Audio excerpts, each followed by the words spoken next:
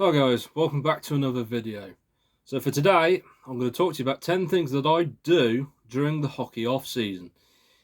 Now, I know this is a bit premature, but the hockey off season for me has started over here in the UK because the Elite League and the National Ice Hockey Leagues have all finished because they've had the playoff weekend and the league has already been decided.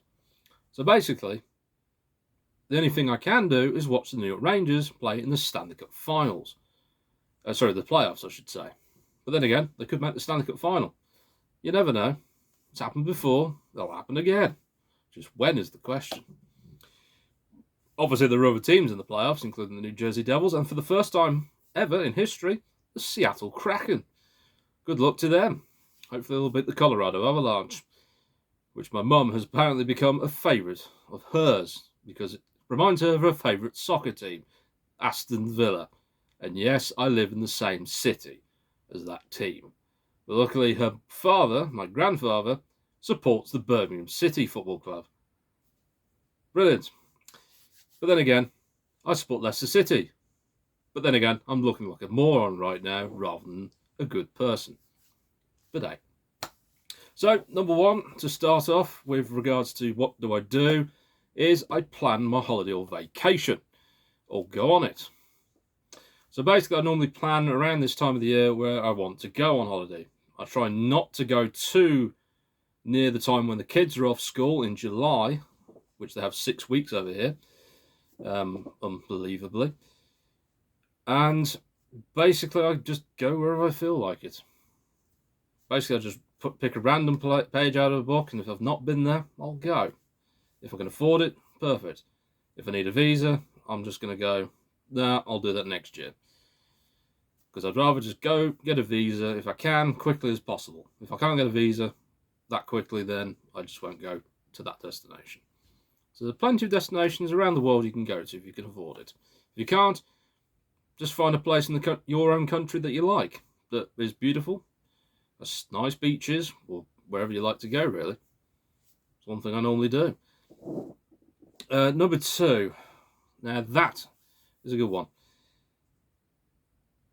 It's other sports. I keep forgetting this. It's other sports that I watch. So, like Formula One, all the different motorsports, whether it's 4-wheel, 2 wheels, or in some cases 3 wheels if you're watching rallying. But the thing is, obviously, I've got other sports like football, soccer, all this stuff that I can still watch, baseball. So there's plenty of things I'd like to watch, sport-wise. But someone asked me the other day, a friend of mine, he asked, what sport don't you like? And I said, lacrosse. And he said, why don't you like lacrosse? And I went, I don't understand it. It just looks like someone's decided to do an ancient version of Quidditch with a stick with a net. And it looks like American football players who literally couldn't make it into the NFL team. No disrespect to the lacrosse players. I just don't know how the game works. So I'll probably find a YouTube video and have a look. I know there's a New York team, that's about it. The only thing I know about lacrosse is in 1976, the World Championships for the nations were held in Stockport, Greater Manchester. That's in Northern England. Yeah, you think I didn't know facts about lacrosse? Anyway, number three. Now, it's about jersey collecting, funnily enough. Obviously, this beautiful or ugly, depending on how you look at it, Muteris jersey, I bought that off eBay. And it was brand new with tags. Coho as well. So, obviously looking at jerseys, I just plan my jersey, what I want this particular month. Now, if let's say a website is selling, 40% off this jersey or $45 for this jersey, I'll try and get it if I can in my size. If that size is gone, then I'll just look for another jersey anyway. And it's normally what I do is plan my jerseys out. What do I want? What do I need?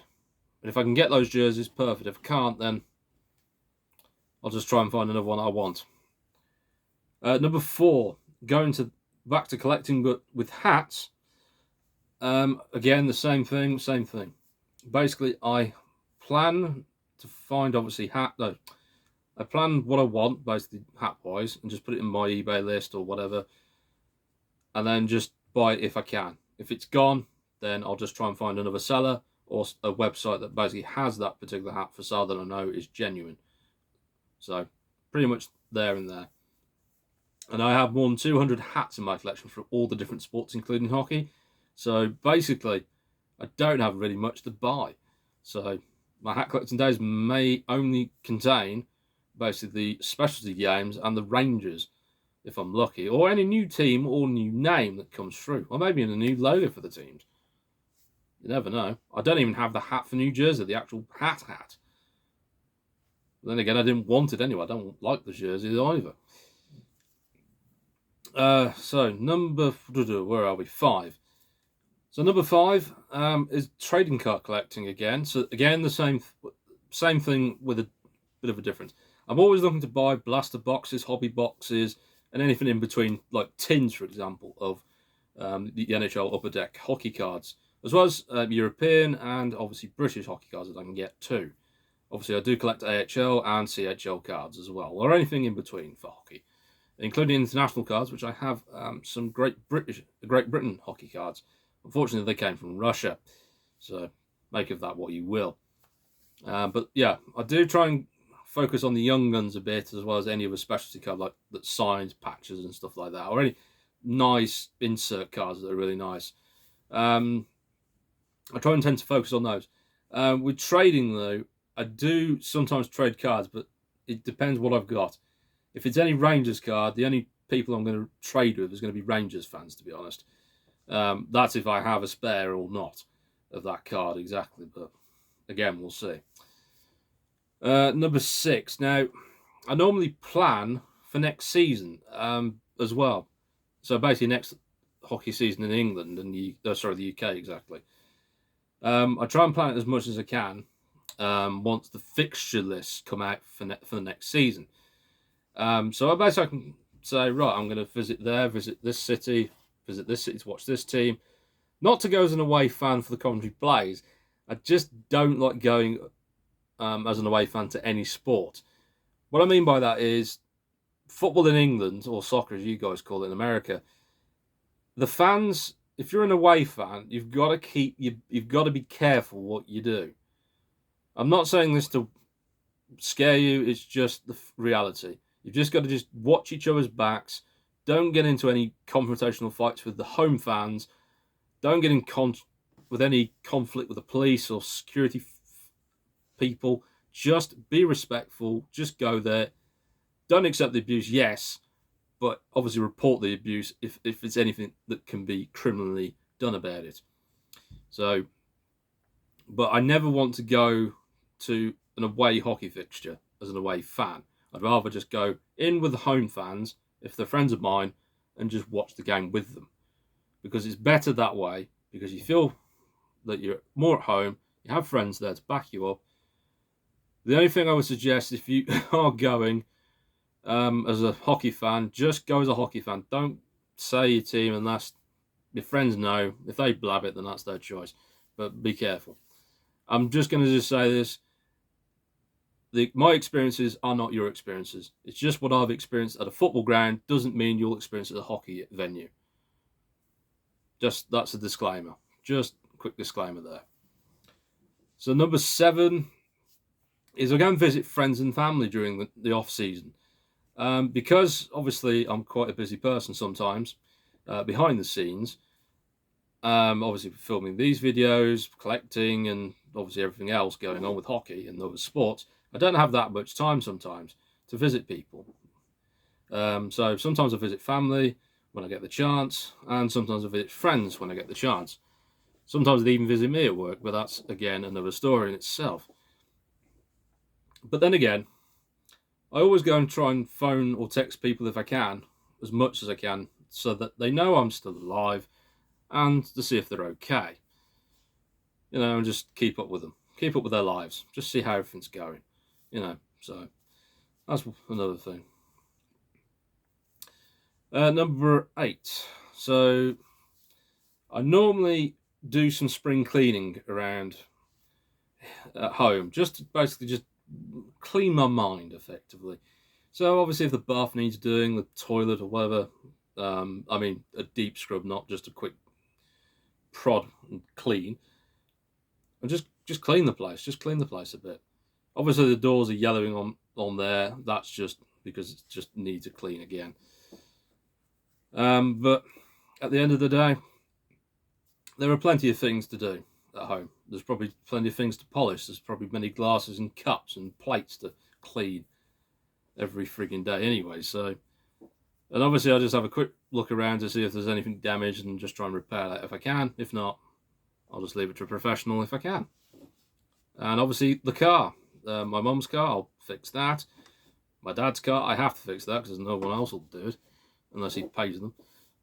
But again, my dad's a Scotsman, he doesn't pay anyone unless he can help it. Okay, so number 9, of course, is I just go out on the odd day trip as well. Not to visit friends, just to go and find like something different.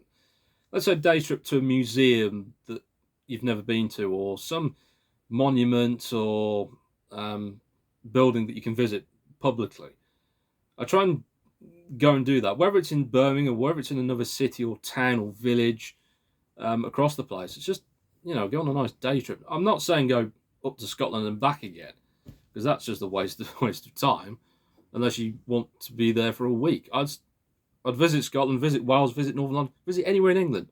Just visit anywhere. If you go to London, I like London, but it's just too much.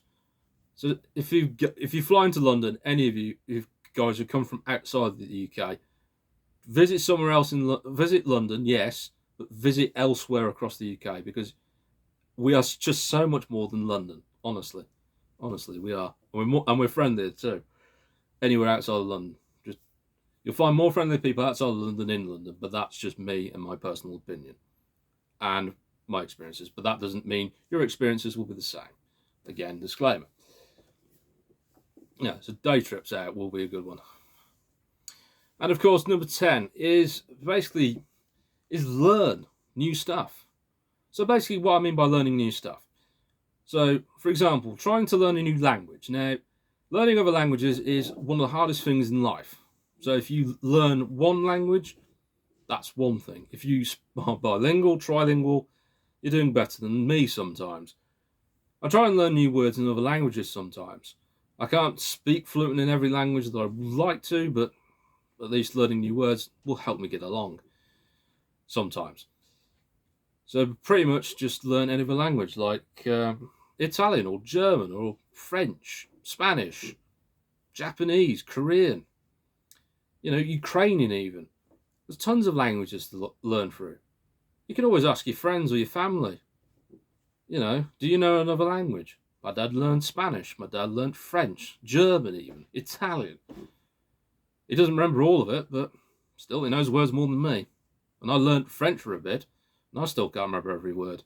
German, yeah, learned a lot of German, but I'll be here all day telling you how much I learned.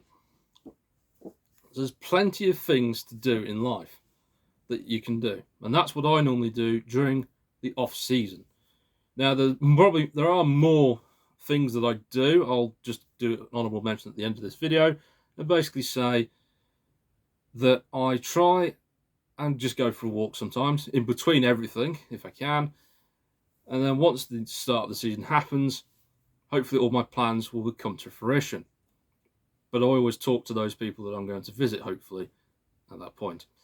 And hopefully in this season, next season coming up, I should hopefully, if I get it right, and get my hours worked out, and obviously holiday days worked out, hopefully I can visit every elite ice hockey arena in the UK, that's 10 of them, at least once this season.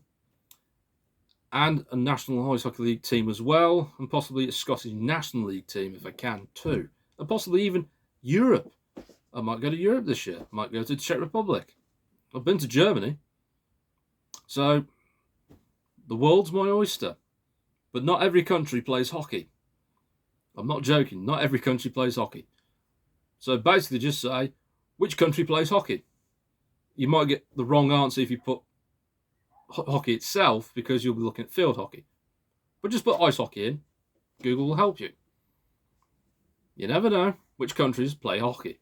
Check the IIHF website they'll tell you which countries actually play hockey and are credited to them. So guys, that's the end of the video. Quick shout out to a couple of friends of mine. Paul, who shouted a comment to me the other day.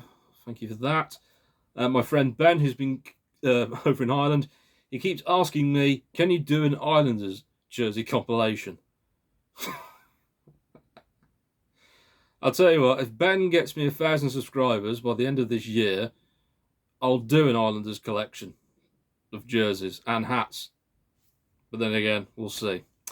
See you guys later and have a good day wherever you are. And at the moment, it is a bit overcast, but still nice and dry.